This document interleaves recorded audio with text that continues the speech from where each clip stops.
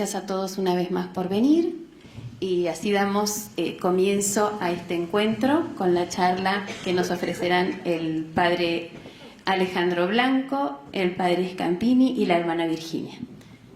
Bueno, buenas noches. Una alegría para mí compartir esta noche con ustedes, con el padre Scampini, con la hermana Virginia, y tener en la mano este texto, Apología Pro Vita Mea, que es el fruto de un trabajo importante. Pero yo no voy a comentar lo que dice el texto porque ustedes lo van a poder leer y además porque la hermana Virginia lo va a presentar en el contenido y vamos a pedir al padre Scampini también su mirada crítica sobre el texto. Yo lo que voy a decirles es cómo surge esto simplemente. Bueno, aquí comienza todo y es probable que no se llegue a ver del todo, yo no llego a leer, a lo mejor ustedes desde allí sí, pero no, tampoco. Bueno, lo que ven es un documento, en realidad no tienen más valor que un poquito explicarles la génesis de la cosa. Es decir, en 2020 sufrimos la pandemia, ¿cierto? El mundo cambió en algún sentido. Y yo estaba por un tiempito, viajo parcialmente a Alemania, estaba por un tiempito en Alemania, un tiempo que iba a ser relativamente corto, y ese tiempo se extendió a 1 año y 3 meses. Es decir, tuve que quedarme directamente. ¿Saben por qué? El 5 de julio de 2020, tuvimos una turbulencia también como familia cuando salió una noticia que todos conocen, digamos, en Die Tagepost, que es un texto muy leído en Alemania y se replicó también en otros medios virtuales. Y entonces lo primero que se hizo en la presidencia general fue decir, bueno, ¿cómo se encara esto? ¿No? Tenemos que conocer la historia porque, digamos, nos dimos cuenta que no conocíamos a fondo la historia. Entonces se constituyó una comisión, ese es el decreto de constitución de la comisión. Una comisión internacional que se buscó que cada comunidad internacional pusiera miembros, nutriera con miembros distintos. Es la primera vez que se hacía un trabajo así, digamos, que trabajemos las distintas comunidades juntas, ¿no? En algún sentido es un comienzo. Y esto se ha replicado en este encuentro. Por este encuentro justamente somos de todas las comunidades de Darmstadt, reunidos, de diversas comunidades, dirigentes, formadores. Bueno, esto se replica un poquito así, ¿no? Este modelo desde el comienzo. Bueno, este fue el proyecto. Es decir, hubo que hacer un proyecto de investigación y ese proyecto de investigación terminó llamándose Proyecto Alfa. Hubo un grupito de personas que la comenzamos a trabajar allí y en realidad, digamos, íbamos haciendo borradores. Entonces hubo un borrador beta, pero era una clave para borradores, ¿no? Y finalmente hicimos el borrador alfa, la última versión, que le llamamos alfa, y entonces lo presenté al General Presidium, y cuando el profesor Söder, que es un profesor alemán, que trabajó, digamos, en el grupo de investigación, también con la epístola Oberlonga, vio eso, dijo, claro, alfa, pero no porque era una nomenclatura, una clave, digamos. Alfa es comenzar por el principio. Y ahí le quedó el nombre del proyecto. Por eso, digamos, Proyecto Alfa, lo otro es la sigla que la diseñó la hermana Virginia, la hizo la hermana Virginia. Aquí empezamos a trabajar. 3 letras, no, hizo muchísimo más que 3 letras la hermana Virginia, ya van a ver ahora. Así fue el comienzo. Bueno, es para comentarles nada más, esto no es demasiado importante, esto fue toda la presentación que hice en aquel momento, pero simplemente me quiero referir a esto nada más, que es cómo se trabaja esta edición, una edición crítica. En primer lugar, tenemos el privilegio, sinceramente, como familia argentina, de que este texto se publique por primera vez. Este texto no fue publicado en ninguna parte. Se publica por primera vez en español. Por supuesto, tomado del original alemán, del padre. 169 páginas del padre Kentenich, que, conociéndolo al padre Kentenich, es una carta corta. No. Sí. Y que nosotros nos encargamos de que sea de, ¿cuántas? Unas 500, así que le complicamos un poco la vida, digamos. Unas 582 o 584 páginas. Eso es una edición crítica, tiene que tener un aparato, digamos, como para ir explicando poquito a poco, y es por eso que yo lo he graficado de esta manera, en una pirámide, digamos, que tiene 3 niveles. El primer nivel, para poder analizar este texto, es necesario, se constituyó una comisión, la comisión la formó la hermana Virginia, la hermana Elena, trabajaron enormemente, yo colaboré un poco con la comisión esta en particular, también se formaron otras comisiones, pero esta fue la de la Apología Pro Vitamea, y para hacer una edición crítica hay que trabajar en primer lugar en el texto original, porque uno dice, bueno, vamos a leer al padre Kentenich. ¿Cuántas veces hemos leído al padre Kentenich? Muchísimas veces. Ustedes toman un libro y dicen, vamos a leer lo que dijo el padre Kentenich en tal parte, y yo les pregunto, ¿y cómo saben ustedes que eso dijo el padre Kentenich? ¿De dónde lo sacaron? Ah, no, yo tengo un texto o tengo una fotocopia. Bueno, no, digamos, hay que saber qué dijo exactamente el padre Kentenich, y para eso hay que ir a buscar el texto original. Esta es la primera base. Esto es lo que se llama en perspectiva histórico-crítica la lectura textual, ¿no es cierto? Es decir, la crítica textual. Es decir, tenemos que localizar el texto original. Claro, era un texto mecanografiado que probablemente siempre el padre dictó. Son textos dactilográficos, digamos, textos con máquina de escribir, en 1960 hecho, probablemente con algún carbónico, de tal manera que podemos decir hay un original, sí, pero en realidad serían 2, porque está al mismo tiempo escribiéndose. Bueno, toda esta cuestión es la que hay que resolver. Finalmente, criterio de discernimiento para poder definir texto original. Bueno, busquemos a ver cuál tiene una firma. Y hay un texto que tiene una firma consignada, digamos, por el padre Kentenich, con tinta azul. Bueno, vamos a tomar ese texto, porque los demás no lo tienen, ¿no? Comparamos 10 textos. Y hay muchos más, hay muchos más. Pero, bueno, tomamos 10 textos para ver. No ofrece dificultades, digamos, lo que se llama el nivel de crítica textual, porque prácticamente los textos son todos copias de copias. ¿Saben lo que hacían las hermanas en aquel entonces? No había fotocopiadora. Entonces tomaban el trabajo de copiar, el padre les pedía que copien las ediciones, digamos, las versiones, las copiaban al punto de copiar renglón por renglón, repetir renglón por renglón, hasta llegar al mismo número de páginas. Un trabajo impresionante. De tal manera que las páginas nos sirven a nosotros como parágrafos, digamos, como referencia universal, digamos. Nos hizo un favor enorme esta forma de trabajar, porque entonces nosotros nos podemos usar, digamos, esto como parágrafos para lectura del texto, ¿no? Más allá de las ediciones. Esta es una edición, pero bueno, habrá alguna otra. Ustedes lean esta, digamos.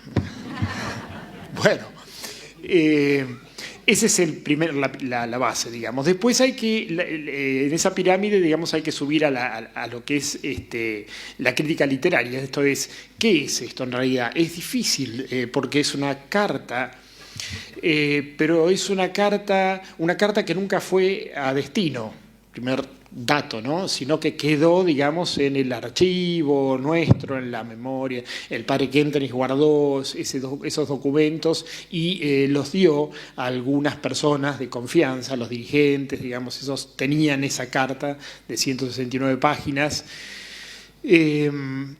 pero hay que saber de qué se trata, porque es una carta, pero es una carta rara. Por lo general el padre hace cartas de estudio, podríamos llamarle como género literario, cartas de estudio, una cosa, cartas ensayísticas, ¿no? Porque para hacer una carta es demasiado extensa.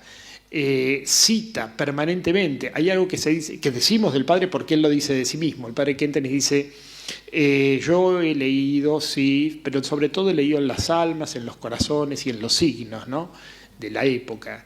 Es verdad, pero el padre no dice que leyó.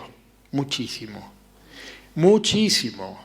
Enorme es la cantidad, y la memoria que tenía este hombre es extraordinaria.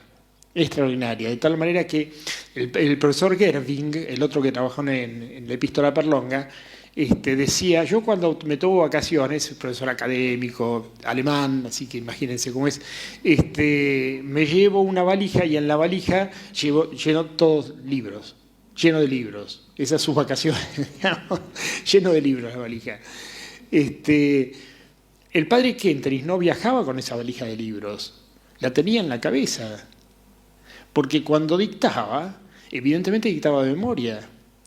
Y además cita de citas, ¿no? Esto también es un secreto. Es decir, él se cita muchas veces a sí mismo, ustedes lo van a notar en la apología, y también cita a autores que a su vez citan a otros.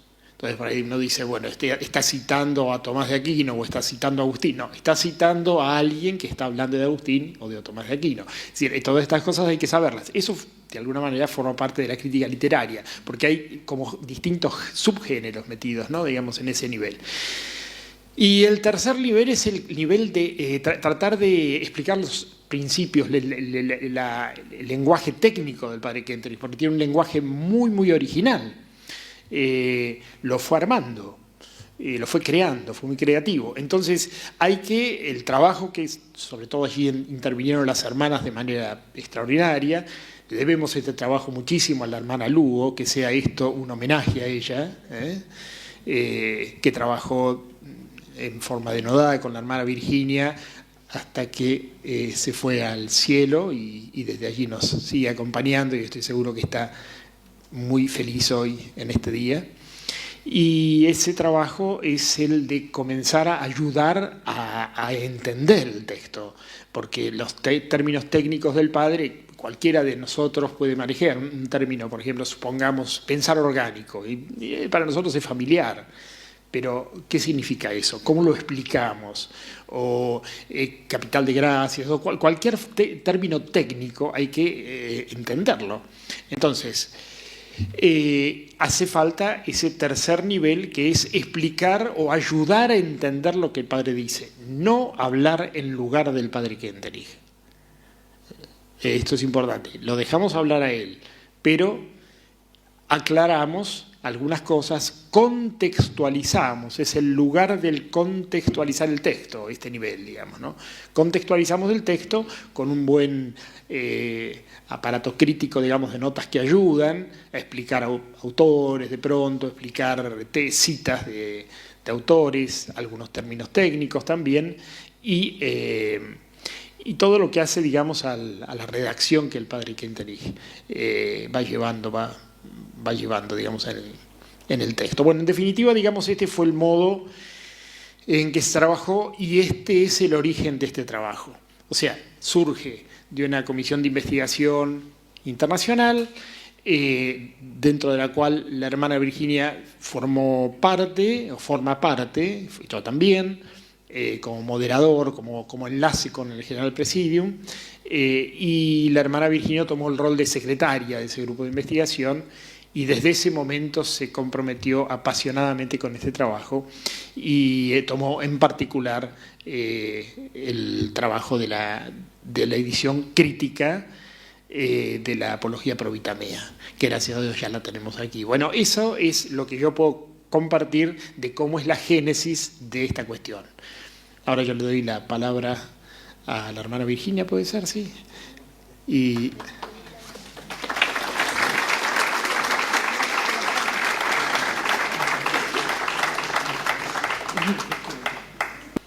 tengo en mis manos el texto que el padre mismo le regaló es una versión original de la Apología Pro Vita Mea y nos ha servido para consultar, digamos, el trabajo ha sido realmente remitiéndonos al original, ¿no? Así que si alguno después quiere tomar contacto con esta reliquia, no sé si las hermanas me dan permiso, pero creo que merece la pena que conozcamos este texto que guardamos en nuestro archivo. Bueno, me parecía importante, el padre ya la hizo presente a la hermana Elena, pero yo también la quería hacer presente. Acá estamos los 4 que hicimos este trabajo.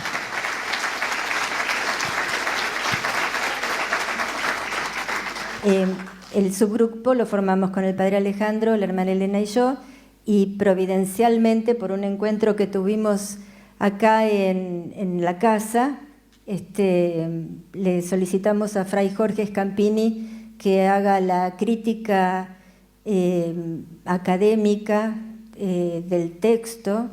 Acompañó durante 2 años el trabajo. Fray Jorge es doctor en teología, especializado en eclesiología, mariología, ecumenismo, y es consultor del dicasterio para la promoción de la unidad de los cristianos. Así que él fue profesor mío en 2 materias cuando estudiaba teología, y encontrarlo en la casa cuando estábamos nosotros iniciando este trabajo fue una señal de la providencia que, digamos, no se nos había ocurrido, y de pronto en ese momento donde estaba todo tan confuso, tan doloroso, tan poco claro, que él haya aceptado orientarnos fue muy importante. Así que muchas gracias, Fray Jorge.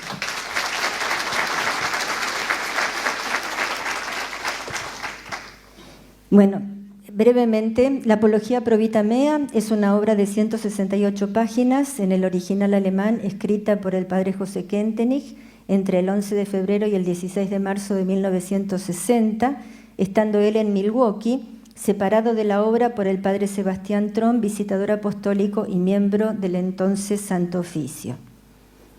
Las características de la obra: es una carta a modo de ensayo, escrita con ocasión de la celebración de las bodas de oro sacerdotales. Tiene como objeto buscar, mostrar, defender, canonizar la verdad. Todas estas palabras las usa el padre de alguna forma para justificar este escrito, frente a ataques contra la integridad moral del padre Kentenich por parte de la suprema jerarquía de la Iglesia. No es justo decir la suprema jerarquía de la Iglesia, algunos miembros de la suprema jerarquía de la Iglesia. El padre Sebastián Trom, visitador apostólico, entre los años 51 y 53, denunció al padre José Kentenich ante el Santo Oficio, interpretó la pedagogía y psicología orgánica religiosa del fundador de Schoenstatt como una manera de aplicar el psicoanálisis de Freud para liberar a las hermanas de tensiones sexuales. El padre Kentenich supo de estas acusaciones al finalizar la visitación de 1953. No voy a nombrar a cada uno, pero el padre nombra a estas personas dentro de la obra como difamadores, acusadores o difusores de lo que él mismo llama fábulas por la mala interpretación de la aplicación de su pedagogía, que tiene que ver con el cultivo profundo de la filialidad. Las características de la obra Apología Pro Vita Mea fue escrita con un carácter confidencial, pues se trata de una carta dirigida a una autoridad de la Iglesia. El padre mismo busca mostrar la verdad histórica, no quiere defenderse con argumentos que él inventa, sino diciendo, se escribió esta carta, se dijo esto, pasó esto, esta persona, es decir, busca mostrar la verdad histórica fundamentada por cartas, documentos, fechas y argumentos que prueban los hechos que se relatan. Presenta a su vez aspectos psicológicos como la descripción del comportamiento de algunas personas, actitudes, virtudes, fragilidades de todo tipo, evidenciadas sin ambigüedad. Es una obra audaz, desde el punto de vista de lo que dice, arriesgadísima. El autor hace además una introspección de sí mismo, mostrando y demostrando cómo Dios lo preparó desde su infancia para la misión que debía cumplir dentro de la Iglesia. Expone un profundo conocimiento del alma femenina y explicita con detalles la manera en que abordó un caso de angustia obsesiva por el que fue acusado. Contrapone la psicología orgánica con el psicoanálisis de Freud y presenta los principios filosóficos y teológicos basados en la Sagrada Escritura y en el orden del ser natural y sobrenatural, con los que fundamenta la organización, la espiritualidad mariana filial y la pedagogía de vinculaciones que caracteriza su fundación. Una cosa que a mí me llamó muchísimo la atención, pero que así es el padre, por más de que él esté buscando argumentar en una línea, aprovecha la oportunidad para hablar de todo Schoenstatt y mostrar la misión de Schoenstatt, la espiritualidad de Schoenstatt, la pedagogía de Schoenstatt, el pensar orgánico, las vinculaciones. Entonces uno se encuentra con un manualcito, de forma breve va mechando lo que es Schoenstatt. Detalla además la pedagogía específica para la vida consagrada femenina de un instituto secular con plena vigencia en el siglo XX. La parte en que habla de la virginidad y la vida consagrada es conmovedora, bellísima. Y para poder entender la obra, porque cuando tomamos contacto con el original, que no tiene un solo título, o con la traducción al español antes de nuestra versión, uno dice, pero esto es un rejunte de cartas que empieza a argumentar y mete cartas, y después de 15 páginas retoma el argumento y después mete otra. Entonces parece que se le cayeron las hojas y alguien las juntó y no se entiende. Entonces él mismo explica el método y dice: con este método me imagino en el papel de un fotógrafo que emplea la mayor parte de su tiempo y aplica la mayor parte de su atención a los trabajos preliminares, la elección del lugar y de la postura, la intensidad de la iluminación, etc. Recién después toma la foto, lo cual requiere solo un instante. Algo similar ocurre en este caso. Entonces él se explayó en ciertos temas que parecían como secundarios. ¿Y por qué describe a esta persona? ¿Y por qué cuenta que con Monseñor Stein primero eran amigos por esto? Después se enojaron por esto. Después su personalidad por esto. ¿Y qué tiene que ver con la defensa? Entonces él va acomodando todos los factores, todas las personas, todas las situaciones, todo, para que se entienda después en qué consiste su defensa. El libro tiene el siguiente orden: un prólogo, un índice sumario, una introducción a la Apología Pro Vita Mea, que tiene como contenido lo que el padre Alejandro contaba, la crítica textual, etc. El texto mismo con un importante aparato crítico, y después un apartado de aportes originales del carisma de Schoenstatt a la actualidad a partir de la Apología Pro Vita Mea, documentos, una reflexión final, un índice analítico y la bibliografía. Por eso uno dice, si el texto, la obra, tiene 168 páginas, ¿por qué este libro tiene 580? Porque nos dimos cuenta que es tan denso y tan pesado para leer, es masticar piedra, se lo dije a Fray Jorge en el primer encuentro, es masticar piedra, que si nosotros no ponemos elementos de comprensión, podemos desaprovechar el mensaje de esta obra que fue escrita en un momento muy difícil, donde el padre sintió la necesidad de defenderse porque nadie lo defendía y porque murieron en ese entorno los que lo estaban defendiendo, y quedó un poco su defensa librada a sí mismo. Bueno, la carta finalmente no se envió porque algunos miembros de la jerarquía de la Iglesia le desaconsejaron enviarla, pero la carta quedó y él la entregó a algunas personas de su confianza. Evidentemente, él tenía interés que en algún momento este texto se conociera. Entonces, en la introducción se habla de las características generales, se hace un análisis crítico textual, se habla de los temas centrales y de la visión de conjunto. Con la introducción uno ya puede tener una idea más clara de cuál es el contenido del texto. El texto mismo de la obra está estructurado en base a 4 acusaciones, pero el fundador se detiene en la primera acusación y esa explicitación o esa explicación de la primera acusación la divide en 3 partes, y la parte C, que sería la tercera parte de esa primera acusación, tiene a su vez 3 partes, y ahí en esa parte es donde él se detiene a explicar el caso de la angustia obsesiva que fue malinterpretada. Y finalmente habla de la segunda acusación, la tercera y la cuarta. Y el agregado que nosotros hicimos, aportes originales del carisma de Schoenstatt a la actualidad a partir de la apología, consiste en 4 artículos que toman 4 temas importantes con los cuales él se defiende, y que al explicarlos de forma separada, eso permite comprender mejor lo que él estaba realmente defendiendo. El primero, ¿cuántas pruebas de obediencia hube de pasar a lo largo de toda mi vida? Nos explayamos en explicar la forma original de obediencia, que incluye la franqueza, y cómo él la vivió en el exilio.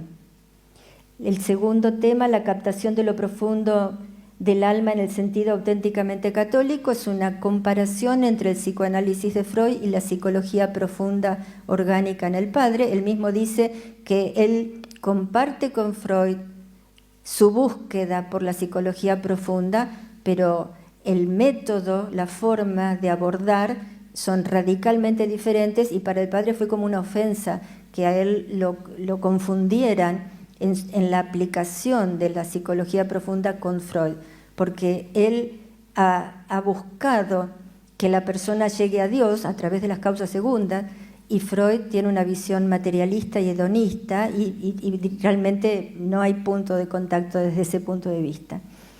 El tercer artículo, la persona y sus vínculos, psicología y pedagogía de las causas segundas.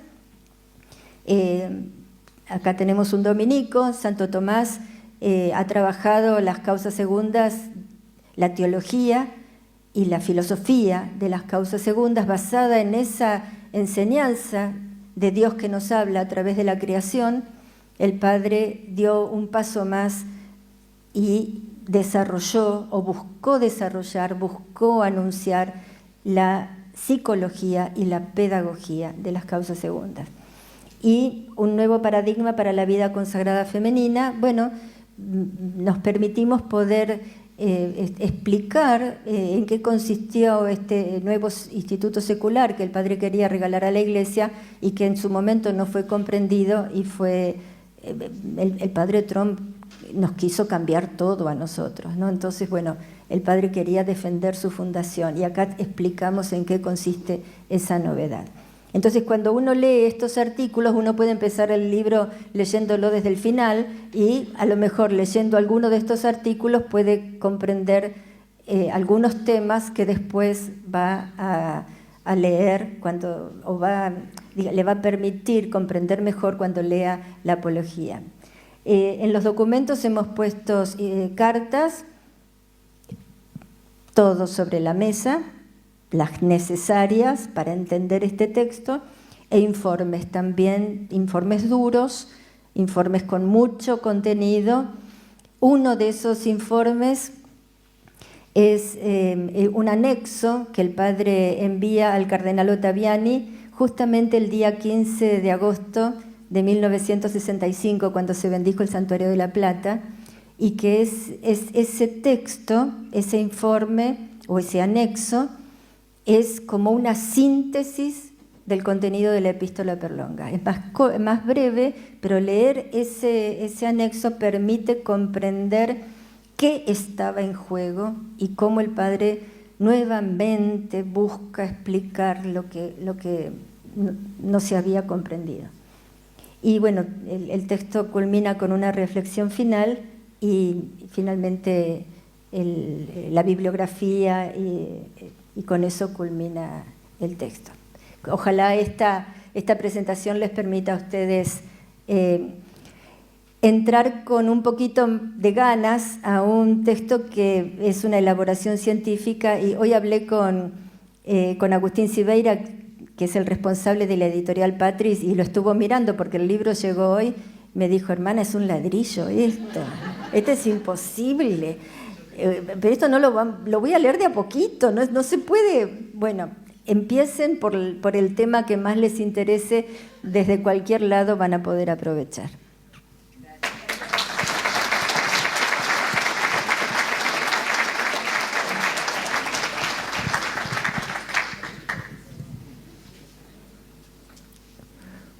Muy bien. Nos hemos saludado con algunos personalmente, no con todos, así que buenas noches. Agradezco la posibilidad de estar aquí. No digo si para presentar este tema personalmente es un gusto, pero gracias por la acogida.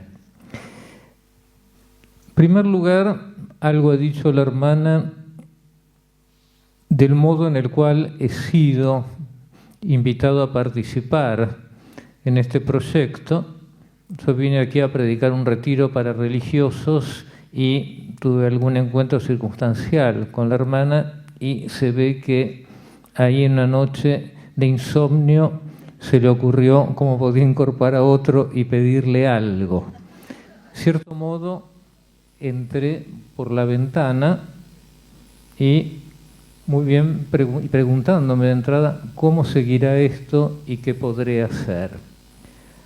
Ahora, en esa primera conversación, la hermana me ofreció un esbozo del texto. Claramente, sin duda, este texto elaborado por el padre Kentenich, el lugar y las circunstancias en las cuales había sido redactado, y el estilo, y la expresión comer piedras, lo desordenado.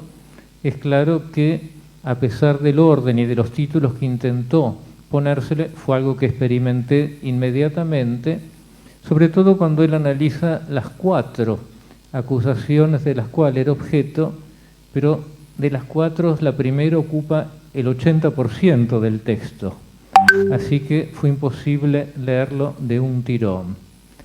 Pero sobre todo lo que me preocupaba, porque bueno, es una realidad que nos afecta, que afecta a la Iglesia, las circunstancias en las que el trabajo se iba a realizar. Sobre todo porque el texto fue escrito al inicio de la década del 60, ninguno de los protagonistas estaba vivo, y el texto iba a ser leído en este momento de la Iglesia, donde la Iglesia ha vivido cantidad de experiencias frustrantes y que hace que los que se acerquen tienen otro horizonte de comprensión y de redacción. Por lo tanto, mi pregunta era: lo que se proponen con la publicación de este texto, si va a contribuir o no.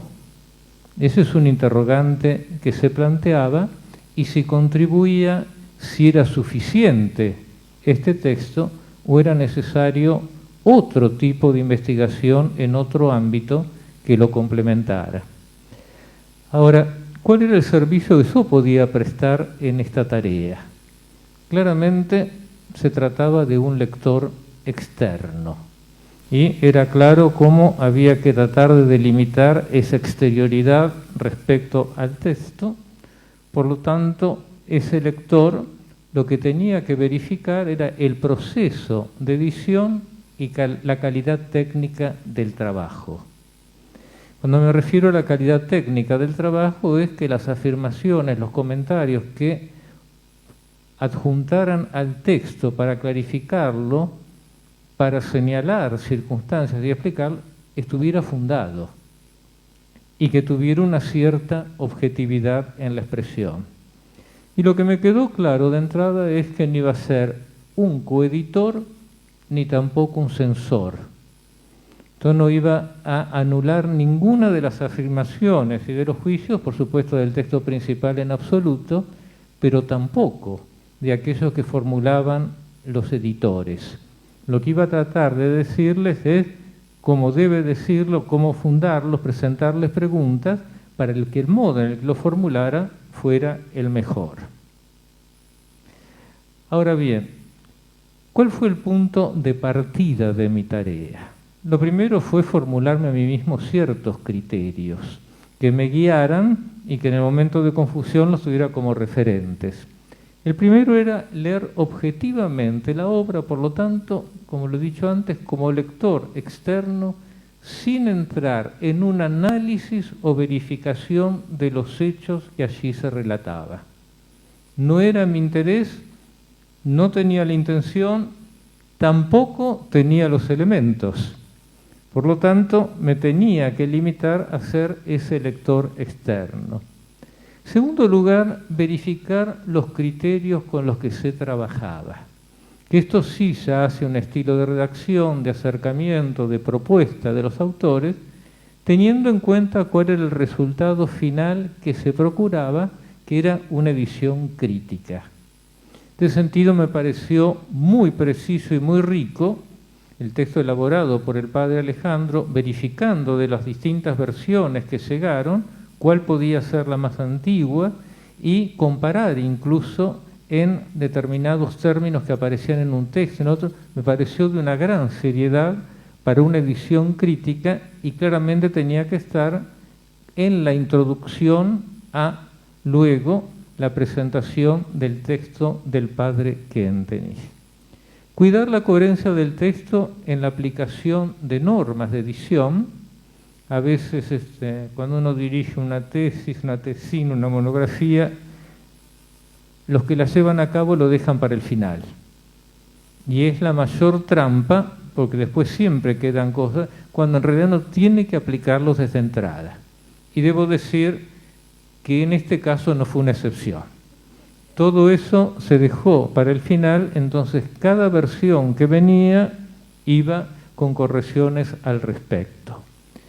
Otro es la traducción, y a veces la transliteración al castellano de un término alemán no es una buena traducción porque no expresa el sentido del término. Y estar atento a la conveniencia y sobriedad de los textos que los editores tenían la intención que acompañaran al texto principal. Con respeto para la hermana, y la expresión no viene de la hermana, en algún momento en nuestro centro de estudios tuvimos a una persona, sexo femenino, no género, sexo femenino, muy estudiosa. Y uno de nosotros le había puesto ese estudiosita. Porque, claro, quería decir todo lo que sabía. Entonces en los exámenes ponía todo lo que sabía y excedía lo que uno le preguntaba. Y acá en este caso me parece que en las primeras versiones estuvo un poco el riesgo de alguien que podía estar marcado por un estilo de estudiosita y que esto me parece que oscurecía, complicaba aquello que en realidad se quería publicar, sobre todo comentarios, biografías de personas, algunas muy conocidas, en otras que son desconocidas sí era importante tenerlo, y luego en los estudios que se adjuntaban. ¿Qué ha significado esta tarea? Recibir en varias ocasiones kilos de papel. Cuando me llamaba la hermana y venía, todavía están dando vuelta y las uso del otro lado para apuntes y aparece apología, que exigieron no comer piedras, pero sí una cierta purificación personal para su lectura. Eso lo debo reconocer. Y una vez leído, encontrar los modos y las palabras para una devolución objetiva. Porque en quienes me habían encomendado el trabajo, el tema era sensible. Yo podía leerlo objetivamente, juzgarlo como texto, pero en los que preparaban el trabajo, entre comillas, estaba comprometida la propia vida. Y comprometida la propia vida, digo, la inspiración en la que han entregado la vida, se han consagrado a Dios, cuestionado. Entonces no era fácil devolver algo que podía significar, entre comillas, como serruchar el piso. Pero lo que era cierto, si lo que se había depositado en mí era una confianza, es que la confianza exige siempre un gran margen de libertad. Si yo confío en alguien, le doy libertad y no le corto el camino. Y esa libertad de ambas partes, para ofrecer los comentarios y también de parte de los editores para acogerlos. Porque en el fondo estábamos trabajando en algo que el resultado tenía que ser el mejor y que verdaderamente se prestara para aquello por lo cual se estaban dedicando tiempo y energía. Y por lo tanto, afirmarme en esa actitud para expresar las preguntas que me iba formulando y que posiblemente una vez hecha la publicación podían formularse también los lectores. Por eso ciertas cosas había que cuidar cómo decirlas, si había que decirla, en qué se fundaba, porque en el fondo era preservar de entrada que el texto sea leído con la intención con la cual fue publicado y no dejar flancos abiertos para que sea objeto de otra crítica.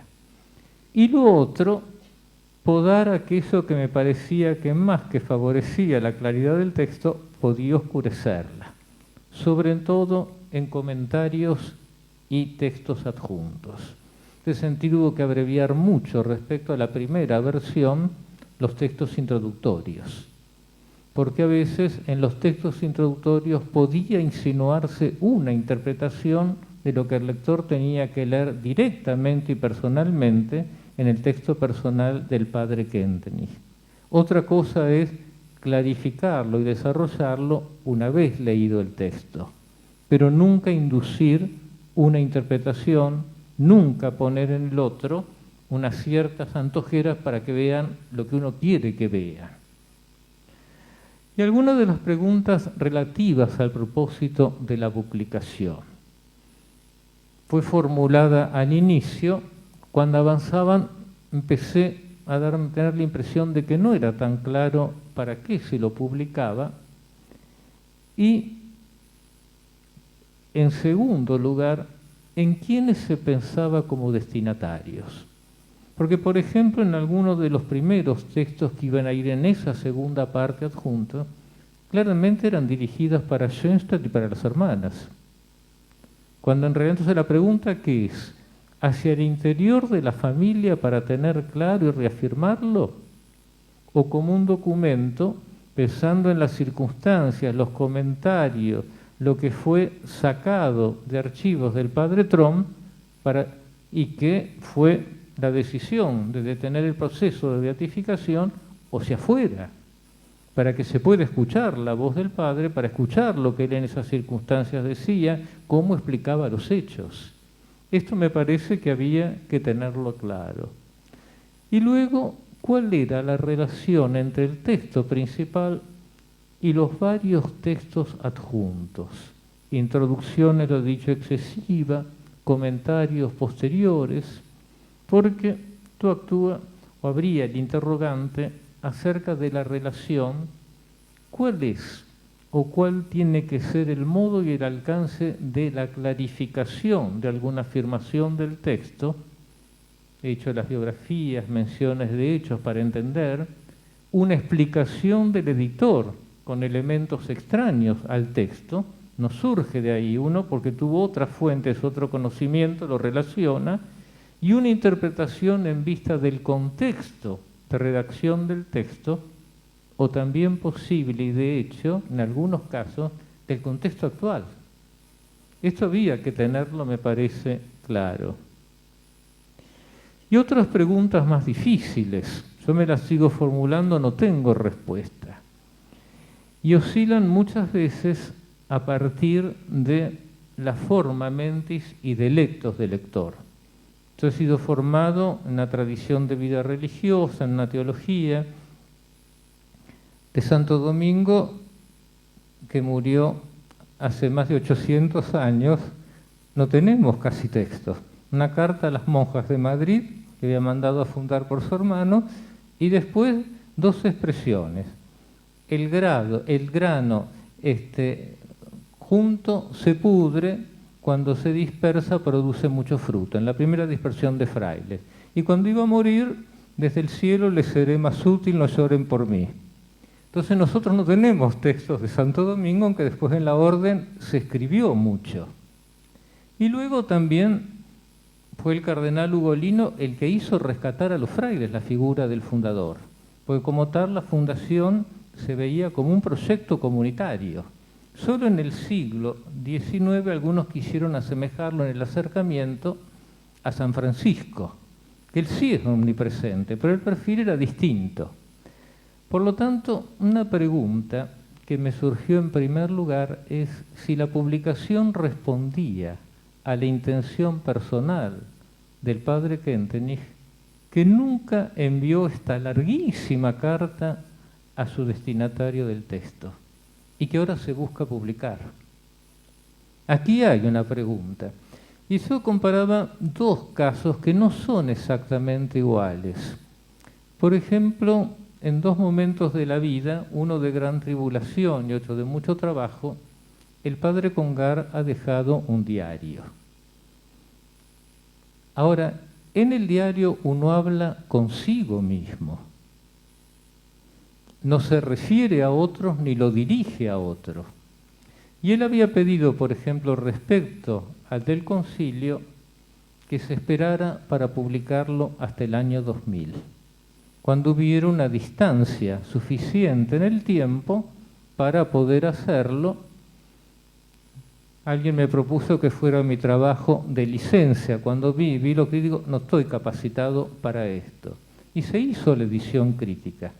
Ahora, en ese diario, los comentarios de algunos respecto a los juicios que él se formulaba interiormente de persona fueron demoledores respecto al padre Congar.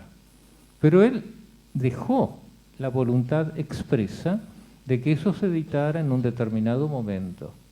El otro ejemplo es, muerto más recientemente, de George Steiner, humanista de muchas nacionalidades, que él le confió a alguien, pero que no sea publicado hasta 2050, cuando muchos de los que él se refiere así también hayan partido como él.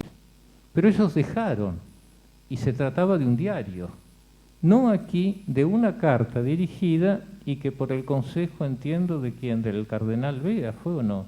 No le envió, ¿eh? Del cardenal Bea no le envió, ahora se publica. Ahora, cuando uno lee un texto, y la lectura es muy tortuosa en los razonamientos, en los juicios, claramente se ve el perfil de una persona que por lo que está viviendo está atormentada. Y hoy que psicologizamos todo, ¿cuál es la lectura que haría un psicólogo de esto? Por eso son preguntas que me he formulado. Y lo segundo, ¿qué ocurre con la mención de personas en situaciones complicadas, incluso hasta señalando diagnósticos psicológicos sobre las que se emiten juicio, que ya no existen y no pueden hacerse oír su voz? Este es un problema también, porque todos tienen derecho a ser escuchados y expresar aquello que los ha afectado. A mi entender, este es un tema que plantea preguntas éticas, pero no tengo respuesta. Le voy a contar una historia porque pensaba en algo semejante. Hay una congregación de hermanas nuestras fundadas por un fraile dominico en la época de la amortización de Mendizábal, por lo tanto estaba suelto, y con las cuales tenemos muchas relaciones. Y en un momento dado leo que el Papa canoniza a una fundadora de otra congregación y que entre las virtudes heroicas, esta hermana había estado con esta fundación de hermanas dominicas señala lo que había padecido en esa comunidad. Iba a ser canonizada. El fundador de las otras también. Ahora, yo le comenté a las hermanas y dice, la historia que tenemos de esas, de la congregación, es diferente. En realidad quería ser ella, la superiora, era muy orgullosa y porque no tenía el lugar que quería terminó yéndose. Pero el padre, la primera generación, ha sido con ella tan generosa que casi no ha dejado rastros en los archivos de una descripción negativa de ella. Ahora, no dudo que como fundadora la otra también, en otro momento y etapa de su vida, llegó verdaderamente a esa santidad que reconoció la Iglesia, pero por lo tanto, ¿qué pasa con eso cuando una persona no puede hablar ni manifestarse? Es un interrogante que se me planteaba y creo que se lo planteé en algún momento a las hermanas y al padre Alejandro. Y en los comentarios y textos adjuntos me ha llamado la atención el vínculo y el rápido paso o la identificación, que eso en nuestra tradición no se da, del fundador con la fundación. Que esto lo hemos planteado, ¿no es cierto? Y lo hemos conversado muchas veces, porque de hecho la fundación ha seguido su propio camino, ha sido reconocida por la Iglesia, claramente puede demostrarse como un fruto saludable de lo que era la comprensión del padre Kentenich, pero indudablemente que está la vida que es más que lo del... Pero las hermanas dijeron, en nosotros es imposible hacer esa distinción. Pero viendo algunas cosas que han pasado en la Iglesia en el último tiempo, que a pesar de la dificultad del fundador, la Iglesia preservó las fundaciones, por lo tanto es un criterio que utiliza la Iglesia para discernir, me pareció que era importante planteárselo. Y algunas conclusiones, porque se trata de un trabajo histórico. Y es lo que el trabajo obrado en quienes lo han realizado. Quizá nuevas preguntas, esto necesita que se siga de algún modo, porque exigen respuesta, confirmaciones en convicciones que tenían previamente y que ahora las ven confirmadas en el texto, nuevos intereses. Una de las hermanas me dijo, me doy cuenta que tengo que estudiar esto, y me parece valiosísimo. Por ejemplo, me parece que ciertas valoraciones de la vida religiosa previa a los institutos seculares, la realidad de los votos, es como que hay un cierto cliché, pero no responde a la realidad y a la teología que fundamentaba en la Iglesia los votos. Ahora bien, lo que la obra publicada realizará en quienes la leerán, y esto no se puede manejar de entrada, sobre todo si sale del ámbito más circunscripto de Schoenstatt y lo lee alguien de afuera. Esto, una vez que la obra se publica, adquiere una objetividad que va más allá incluso de aquello que los editores quisieron. Y aquí se abren preguntas. ¿Quiénes la leerán? ¿Por qué motivo lo harán? ¿Qué conclusiones sacarán? Ahora, yo creo que es fundamental que sea difundida y leída, porque en cierto modo es lo que movió todo este trabajo. Pero además, ¿cómo se relacionará la apología con otras fuentes, éditas o inéditas? Porque claramente esto hay que relacionarlo con estos textos, con textos que hay en archivo. ¿Qué otras investigaciones provocará? Solo el futuro lo va a decir, no lo podemos prever. Y ahora sí, una reflexión final. ¿Por qué volver a la historia? En primer lugar, porque en la historia se encuentran nuestros orígenes y explican nuestro presente. Pero la pregunta es, ¿cómo volvemos al pasado? Para fijarnos en él, o como un hilo fundamental en una corriente de vida que no se detiene y que en cada etapa es portadora de riqueza. En mi trabajo, ¿no es cierto?, ecuménico y leyendo textos, hay algunos criterios, ¿no es cierto?, que he recibido que son muy iluminadores. Por ejemplo, al cumplirse 500 años de la Reforma, que se publicó un documento del conflicto de la comunión, una de las primeras afirmaciones es: la historia no podemos cambiarla, pero depende de nosotros la actitud con la cual nosotros volvemos a la historia. Y esto, en este ámbito, como argentinos lo sabemos bien. La historia no podemos cambiarla, pero la actitud con la cual volvemos, cómo movemos, cómo la usamos, a veces la usamos para seguir justificando los desencuentros. Y eso impide que uno viva el presente y que se cierre al futuro. ¿Cómo valoramos a la distancia los conflictos del pasado? Los conflictos son humanos, hay en todas partes. El problema es si los conflictos nos han detenido en determinado momento, para justificar las rupturas o para encontrar una mirada superadora. Porque si hay algo que nos enseña la vida de la Iglesia y todas las comunidades, es que Dios siempre ha escrito en renglones torcidos. No ha sido tan leonal, y eso ha significado procesos de discernimientos, de clarificación, que muchas veces llevaron a purificar las intenciones originales de una realización más conforme a lo de Dios. Entonces, eso no lo podemos, pero ¿cómo lo procesamos? Y hay una pregunta a formularse, que eso también lo aprendí del diálogo: ¿a quién le pertenece la historia? Una experiencia de los luteranos cuando se dieron cuenta cómo en el siglo XVI habían hecho sufrir y sacrificado a los anabaptistas. Y descubrieron que había otra versión de la historia. ¿A quién le pertenece? Juan Pablo II, en su visita a Suiza, había desafiado a los cristianos diciéndole que la división entre católicos y reformados no iba a ser sanada hasta que no se atrevieran a escribir juntos la historia de las divisiones.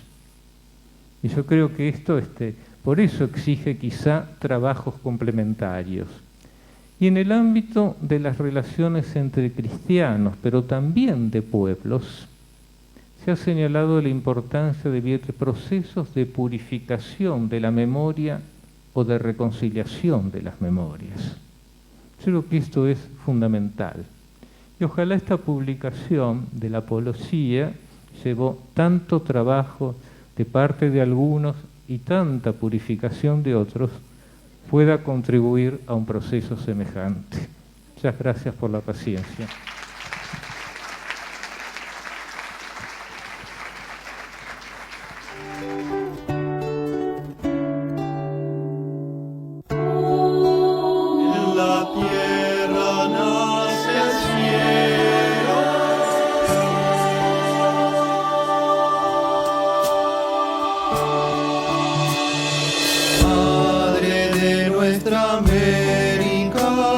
Dulce es tu rostro moreno, vivo evangelio del pueblo que hoy te viene cantando.